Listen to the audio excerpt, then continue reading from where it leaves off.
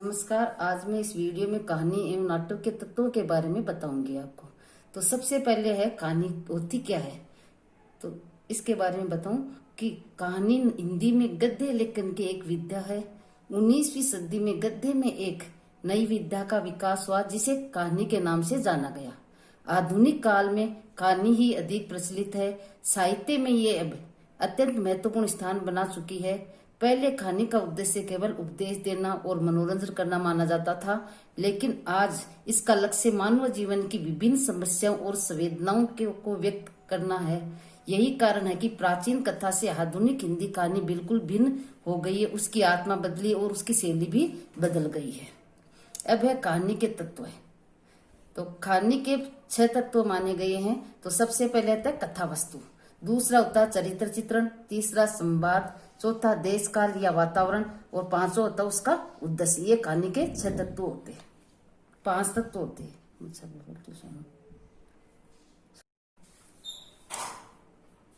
कहानी के तत्व मुख्यतः कहानी के 6 तत्व माने गए हैं। सबसे पहले आता कथा वस्तु, दूसरा आता चरित्र चित्रण, तीसरा आता संवाद, चौथा आता देश काल या वातावरण, पांचवा उद्देश्य और छठा है शैली। ये तत्व 6 तत्व कहानी के होते हैं। तो सबसे पहले कथा वस्तु क्या होती है।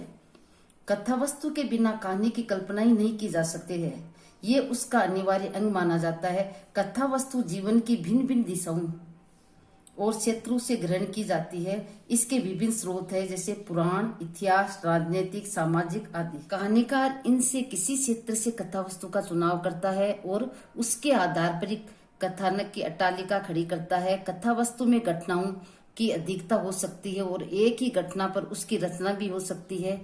अब तो कहानी में घटना तत्व अत्यंत सूक्ष्म होते जा रहे हैं। आज घटना की आवश्यकता पर अधिक बल नहीं दिया जाता है, बल्कि उनमें कोई न कोई घटना अवश्य ही होगी। दूसरा है चरित्र चित्रण। आधुनिक कहानी में यथार्थ को मनोविज्ञान पर बल दिया जाता है, अतः उसमें चरित्र चित्रण को अधिक महत्व दिया गया है। अब घटना और कार्य व्यापार के स्थान पर पात्र और उसका संघर्ष ही कहानी की मूल दूरी बन गया है। कहानी के छोटे आकार तथा तीव्र प्रभाव के कारण सीमित होती है और दूसरे पात्र के सबसे अधिक प्रभावपूर्ण पक्ष की उसके व्यक्तित्व की केवल सर्वाधिक पुष्टतल ही की झलक ही प्रस्तुत की जाती है। तीसरा आता है वातावरण, कि कहानी में वातावरण किस प्रकार का होना चाहिए। कहानी में भौतिक वातावरण के लिए विशेष स्थान नहीं होता, फिर भी इनका संक्षिप्त वर्णन पात्र के जीवन को, उसकी मन स्थिति को समझने में सहायक होता है। मानसिक वातावरण कहानी का परम आवश्यक तत्व माना गया है। प्रसाद के पुरस्कार कहानी में मधुलिका का चरित्र चित्र में भौतिक और मानसिक वातावरण की सुंदरता सृष्टि हुई है। ऐतिहासिक कहानी में भौतिक वातावरण मानसिक कहानी का अतिरिक्त महत्व होता है, क्योंकि उसके द्वारा लेखक पाठक को युग विशेष से में ले जाता है और सच्ची झांकी को पेश करता है। कहानी को वास्तविक पूर्ण देने के लिए आवश्यक तत्व माना जाता है देश काल या वातावरण। चौथा तत्व होता है संवाद। कहानी में पात्रों के संवाद महत्वपूर्ण होते हैं। संवाद के बिना पात्र की कल्पना मुश्किल है। संवाद ही कहानी को, पात्र को स्थापित तथा विकसित करते हैं और गति प्रदान करते हैं, आगे बढ़ाते हैं। कहानी को आगे बढ़ाने का काम होता है वो सब आपस में बातचीत के द्वारा ही होता है। जो घटना या प्रतिक्रिया कहानीकार होती हुई नहीं दिखा सकता, उसे संवादों के माध्यम से सामने लाता है। पात्रों के संवाद लिखते समय ये अवश्य ध्यान में रखना चाहिए कि संवाद पात्रों के स्वभाव के अनुकूल ही होना चाहिए। संवाद छोटे, स्वाभाविक और उद्देश्य के प्रति सीधे लक्षित होने चाहिए। संवादों का अनावश्यक विस्तार नहीं किया जाना चाहिए।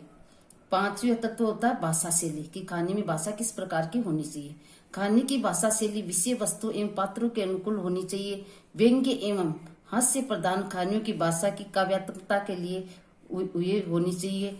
ऐतिहासिक या वर्णनात्मक शैली, आत्मकथात्मक शैली, ये कहानी में शैली आती है। वार्तालाप शैली, पत्रात्मक शैली, डायरी शैली, नाट्य शैली, प्रतीकात्मक शैली, मिश्रित शैली, भावनात्मक शैली, मनोविश्लेषणात्मक शैली आदि शैली का प्रयोग किया जाता है।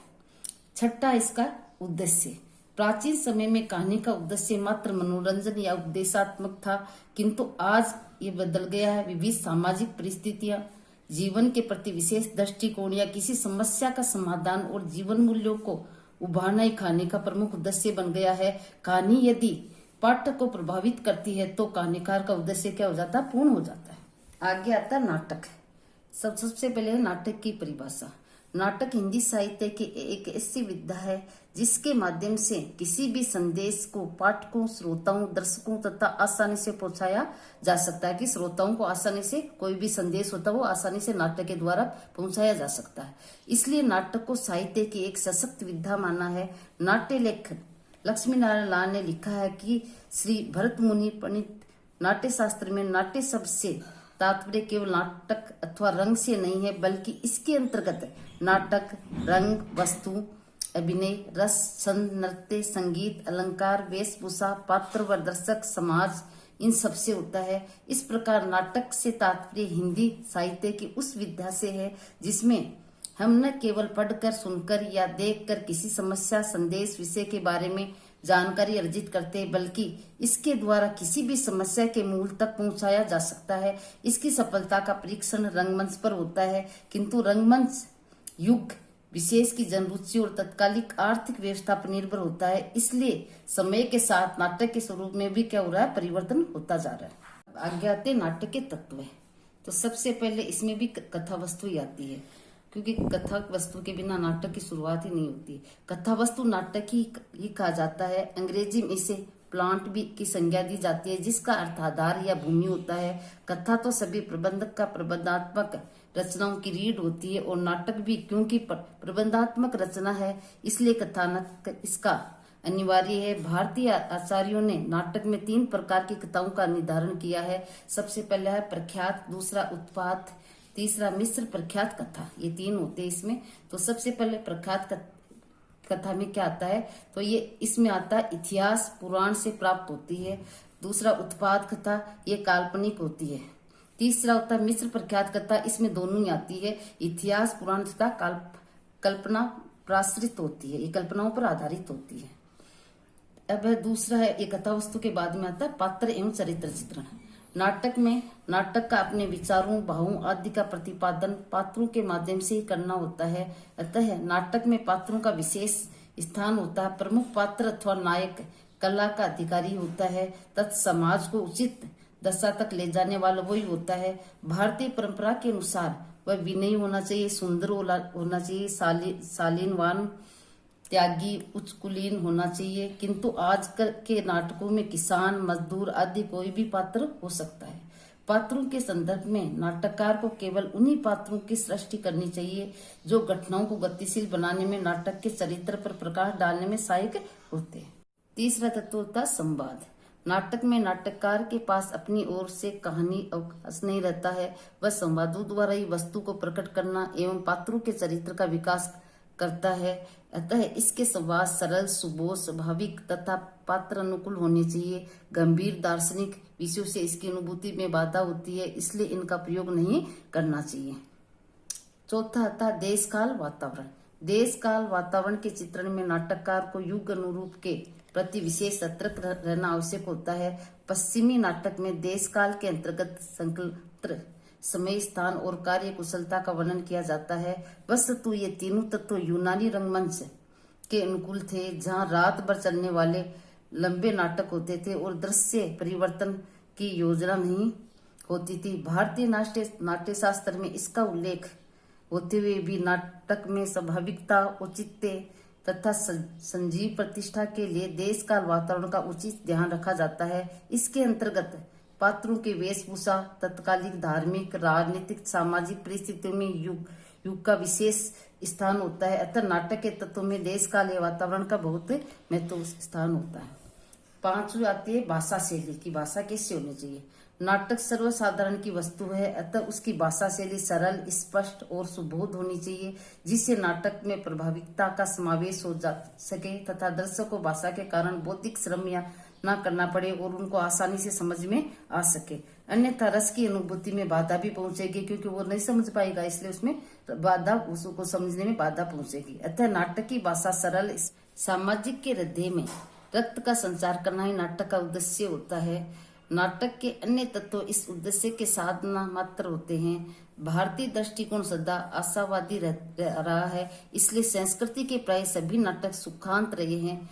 पश्चिमी नाटककारों ने या साहित्यकारों ने साहित्य को जीवन की व्याख्या मानते हुए उसके प्रति यथार्थ दृष्टिकोण अपनाया है। उसके प्रभाव से हमारे यहाँ भी कई नाटक दुखांत में लिखे गए हैं, किंतु सत्य ये है कि उदास पात्रों के दुखांत अंत से मन दुखी भी हो जाता है। जो दुखी नाटक होता है उससे हमारा मन क्या हो जाता है, दुखी हो जाता है। सातवां आता है अभिनेता। ये नाटक का प्रमुख तत्व माना जाता है। नाटक को नाटक के तत्व प्रदान करने का श्रेय इसी को जाता है, किसको, अभिनेता को। यही नाट्य तत्व का वह गुण है जो दर्शकों को अपनी ओर आकर्षित भी कर लेता है। इस संबंध में नाटककार को नाटकों के रूप, आकार, दृश्यों की सजावट और उसके उचित संतुलन, परिधान व्यवस्था, प्रकाश व्यवस्था आदि का भी पूरा क्या रखना चाहिए, ध्यान रखना चाहिए। दूसरे शब्दों में लेखक की दृष्टि रंगशाला के विधि विधानों की ओर विशेष रूप से होनी चाहिए। इसी में नाटक की सफलता निहित रहती है, अर्थात नाटक सफल माना जाता है।